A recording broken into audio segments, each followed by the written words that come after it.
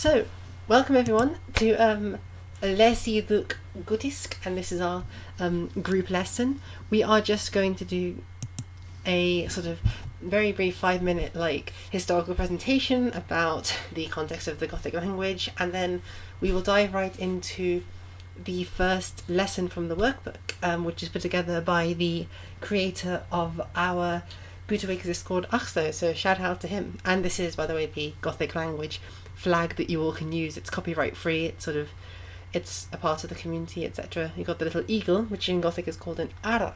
So there you go. Right. Quick thing about the Ostrogothic kingdom in Italy, and it lasted from, oh no, I made a typo, from 493 to 553 Common Era. And the reason it's so important is because all of our surviving manuscripts in the Gothic language, except the Gothica Parisiana, which is a copy of an earlier manuscript, were produced in the Gothic kingdom, which was first founded by King Theoderic.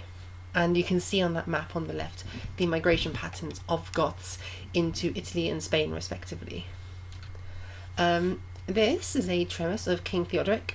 So King Theoderic the Great is the person who led a group of Ostrogoth warriors into Italy to displace the Germanic warlord King Odoacer, and he founded a vassal kingdom of his own, sort of ruling on behalf of the Eastern Roman Byzantine Emperor Zeno. And at first, King Theodoric's government emphasised peaceful coexistence and cohabitation with the Romans, and his government sort of tried to unite the two peoples. And you can even see that in his coin here. He's got a mixture of Roman symbols and barbarian symbols. So the use of Latin language on the coin is quite obviously a Latin-Roman thing.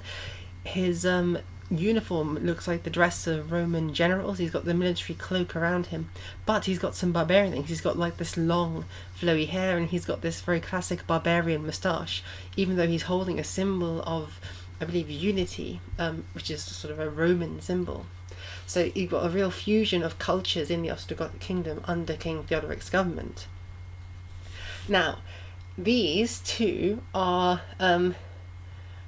allegedly faces of the man who brought the Ostrogothic kingdom to the end, Emperor Justinian. And this happened in what are called the Gothic Wars. So starting in 535 Common Era, the Emperor Justinian began a series of military campaigns to reclaim the Gothic kingdom in the name of the Roman Empire, because he argued that the throne had been usurped by an illegitimate king. And in 533 Common Era, Justinian's general, the eunuch Narses, defeated the last Ostrogothic king, Vitiges, at the Battle of Mons Lactarius, and this was what ended the Ostrogothic kingdom in Italy. And once the Ostrogothic kingdom in Italy was ended, the Gothic language seems to have been written down by the Arian Church, which the Ostrogothic kingdom had been supporting. And so when the Ostrogothic kingdom fell, in the mid-6th century, there was no longer any support for the church, and it soon became heretical for this church to exist, and so it didn't produce any more manuscripts in the Gothic language, and this is one of the main reasons why it died out. Now, this is the last point to end on before we go into the workbook, but this mosaic on the left is from the church of San Vitale in Ravenna, which was King Theodoric's capital, and this mosaic has the title of Justinian.